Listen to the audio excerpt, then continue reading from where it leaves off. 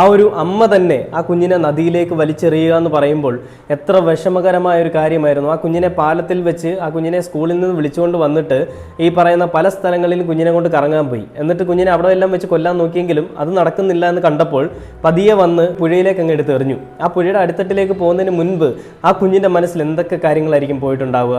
അതിൻ്റെ ഒരു ഫോട്ടോ ഞാൻ ഈ സൈഡിൽ കൊടുക്കുക. ആ കുഞ്ഞും ആ പറയുന്ന തള്ള, അതായത് അമ്മയെന്ന് അവകാശപ്പെടുന്ന ആ സ്ത്രീ, അവളെ പല പേര് വിളിക്കുന്നത്, ഞാൻ വിളിക്കുന്നില്ല. അപ്പോൾ അവളും ഇരിക്കുന്ന ഒരു ഫോട്ടോ, ഒരു വീഡിയോ ആണ് വന്നിരിക്കുന്നത്. ആ കുഞ്ഞിൻ്റെ നിഷ്കളങ്കമായ മുഖം ഒന്ന് നോക്കിക്കേ. അത് കാണുമ്പോൾ ആർക്കാണെങ്കിലും ചങ്ക് പിടയത്തില്ലേ? ആ കുഞ്ഞിൻ്റെ അമ്മ അല്ലെങ്കിൽ ആ കുഞ്ഞിന് സംരക്ഷണം കൊടുക്കേണ്ട ആ സ്ത്രീ, അവൾ എന്തുകൊണ്ട് ആ സംരക്ഷണം കുഞ്ഞിന് കൊടുത്തില്ല?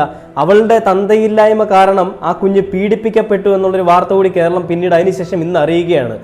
പോസ്റ്റ്മോർട്ടത്തിന് ശേഷം ആ കുഞ്ഞിൻ്റെ ശരീരത്തിൽ ഒരുപാട് മുറിവുകൾ ഉണ്ടായിരുന്നുവെന്നും ആ കുഞ്ഞിൻ്റെ സ്വകാര്യ ഭാഗങ്ങളിലടക്കം മുറിവുകൾ ഉണ്ടായിരുന്നുവെന്നും അതിനേക്കാൾ ഏറ്റവും വലിയ ഞെട്ടിക്കുന്നൊരു വാർത്ത എന്ന് പറയുന്നത് ആ കുഞ്ഞ്